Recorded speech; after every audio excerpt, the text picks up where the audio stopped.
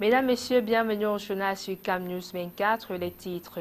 Le non-respect des livraisons des ouvrages par les entreprises en charge fait problème. Phénomène de plus en plus récurrent. Quelle est la cause? La question se pose avec acuité.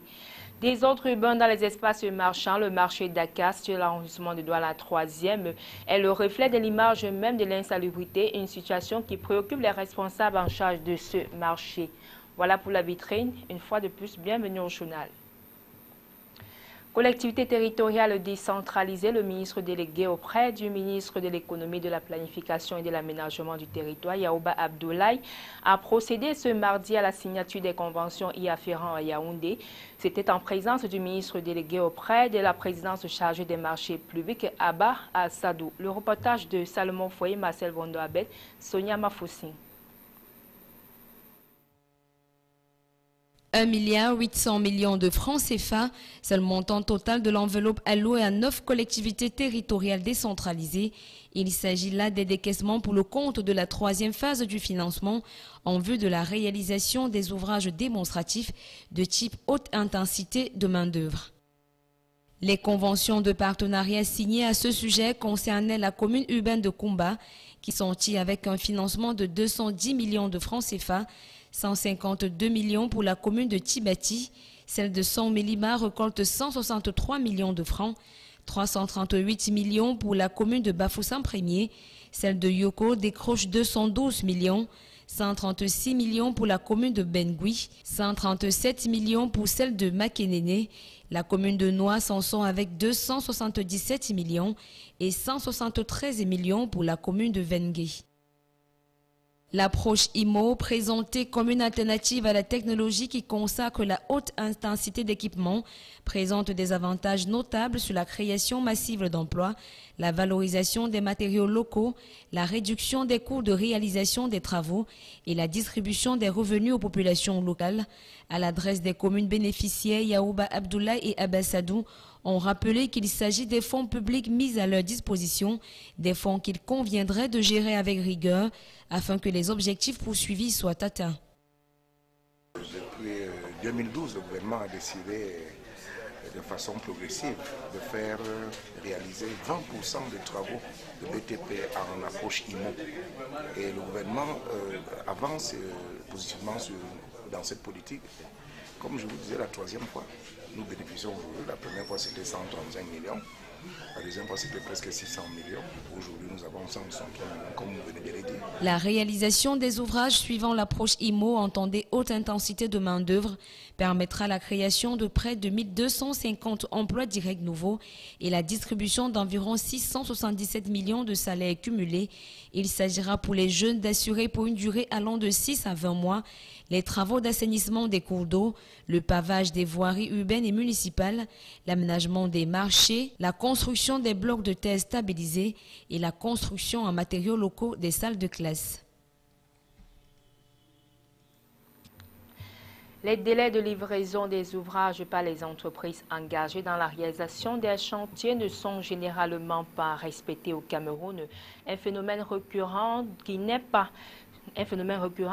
le moindre. Quelles peuvent être les conséquences, les tentatives de réponse avec Justice Totouan? Deuxième pont sur le Vaury, construction des pénétrantes est et ouest de la ville de Douala, barrage de Lompangar ou encore l'adduction d'eau potable dans les villes. On peut en citer davantage dans la panoplie des projets structurants que compte le Cameroun dans le cadre de sa vision d'émergence. Cependant, ces chantiers, pour la plupart, accusent des lenteurs exceptionnelles. On en veut pour échantillon actuel les stades omnisports de Limbé, de Bafoussam et de Yaoundé, dont les délais d'exécution des travaux sont arrivés à terme il y a belle lurette. En effet, il est bien rare de connaître des ouvrages qui respectent le cahier des charges, notamment le délai de livraison. Ils sont affectés par le virus de la prorogation, généré par des facteurs que sont la non-indemnisation des populations avant le début de certains travaux, L'un des cas les plus marquants reste le projet de construction de l'autoroute Yaoundé-Douala. Vient se greffer à cette maladresse le cas des accidents majeurs qui peuvent survenir dans certains chantiers, à l'instar du second pont sur le Vouri. Et la cerise sur le gâteau est le cas du non-paiement des salaires des ouvriers. À titre d'exemple, 6 novembre 2014, quelques 1500 employés de l'entreprise chinoise CWI à l'œuvre sur le chantier de construction du barrage de Lompangar dans la région de l'Est Cameroun réclamaient leur immatriculation à la Caisse nationale de prévoyance sociale et du paiement de certaines primes, dont celle du rendement. 15 mars 2016, les ouvriers du barrage hydroélectrique de Memvelé décident d'arrêter les travaux et entrent en confrontation avec les responsables du chantier ainsi que des gendarmes pour la réclamation des primes alimentaires et de meilleures conditions de travail. Qu'ils soient du domaine public ou privé ou parapublic, ces piètres prestations parmi plusieurs mettent en évidence le manque d'esprit patriotique chez les autorités en charge de la réalisation des projets de construction au Cameroun. Faut-il les éjecter de leur fauteuil? Préparatif de la célébration de la 44e édition de la Fête nationale de l'unité, le lancement officiel a eu lieu hier à Bangouri, dans l'ouest du pays, par le ministre de la Jeunesse et de l'Éducation civique, Monona Fousso, une occasion où le peuple camerounais revisite les grandes lignes de son histoire à travers les symboles nationaux en marge de cet événement. La rédaction de CamNews 24 s'intéresse à l'hymne national dont l'historique a toujours été approximativement retracé par bon nombre de jeunes. Reportage.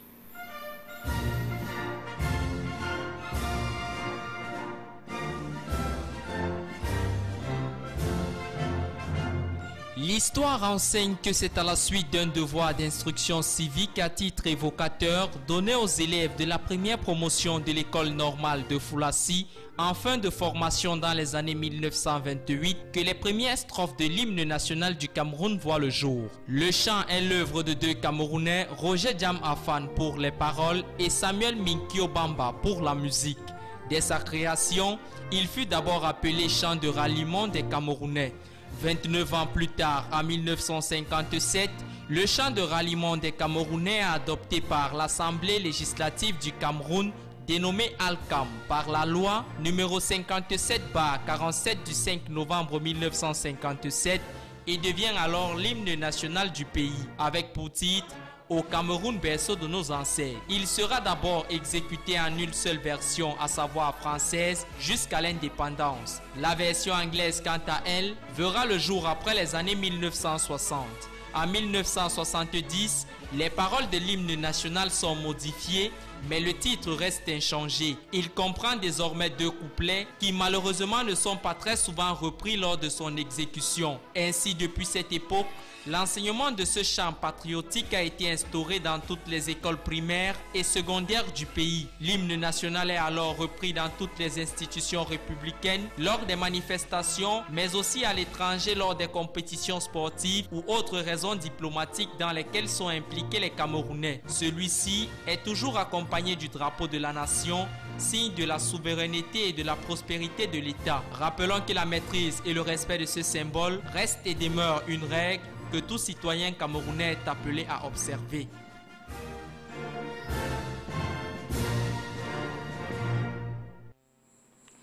Les fils et filles du Cameroun ont à cœur la célébration de la fête nationale en perspective le 20 mai, une date commémorative dont l'historique révèle la détermination d'un peuple à s'unir. Remuons le passé avec Colombe et Catal.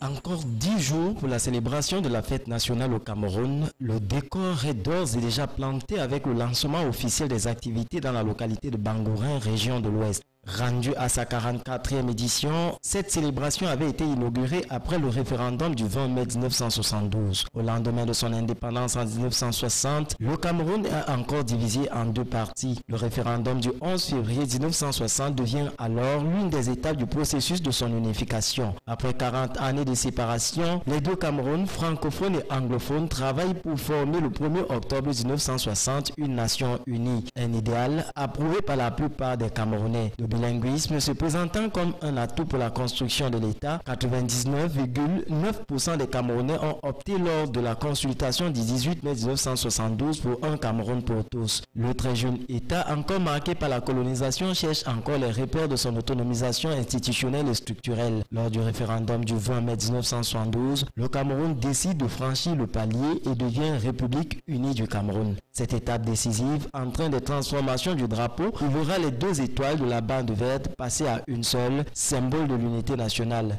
Le Cameroun mettra en place un parlement pour tous, un président pour tous, en l'occurrence le président Amadou Ahidjo. Son successeur, le président Paul Biya, en 1984, fait de la République unique qu'était le Cameroun, la République du Cameroun.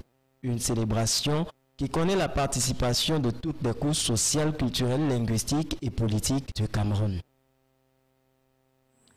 Douala, la capitale économique, est reconnue pour son industrie, mais aussi pour son désordre urbain. Le marché Dakar dans l'arrondissement de Douala 3e en est une preuve. Les étals avançaient le point d'envahir la voie publique, une situation qui, bien que conscient des risques d'accidents et de mépris du plan d'occupation des sols qui vise à préserver la pérennité des équipements publics. Colombe et Catal.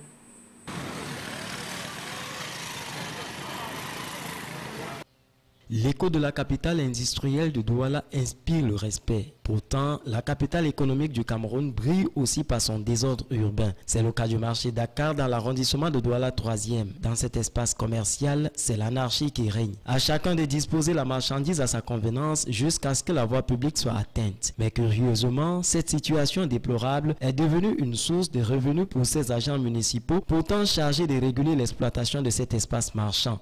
L'on en veut pour preuve le témoignage de ce commerçant. Il y a la police municipale,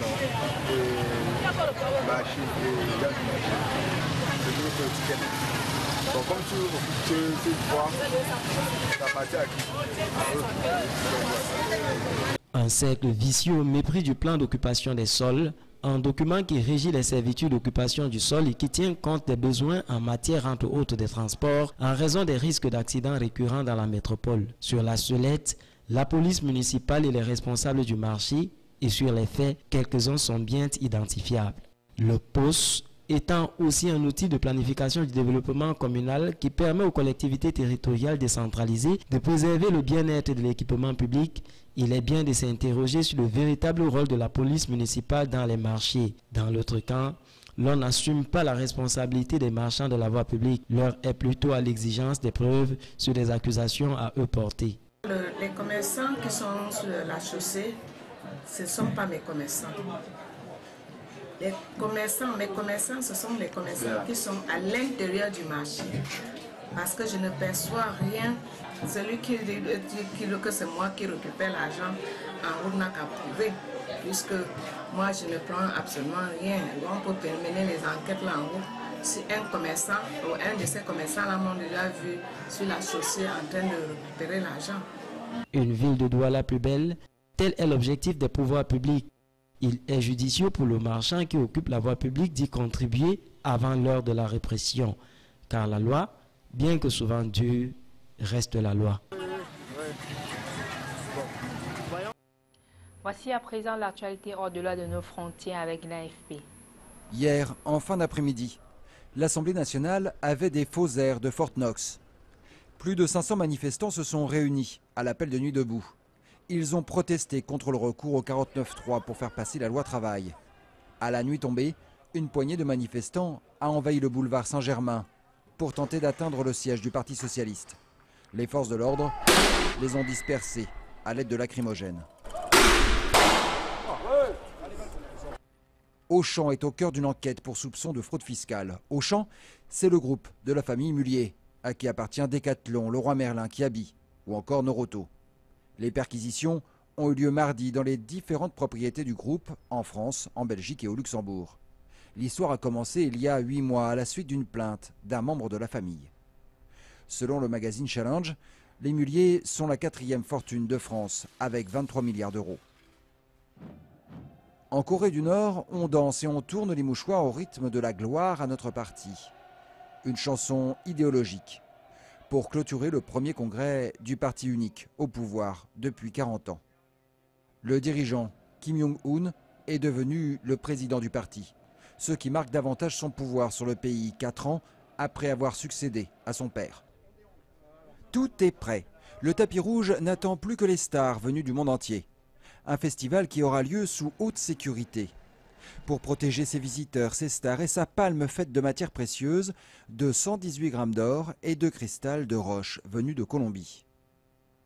C'est le nouveau film de Woody Allen, Café Society, qui fera l'ouverture ce soir. Un film hors compétition.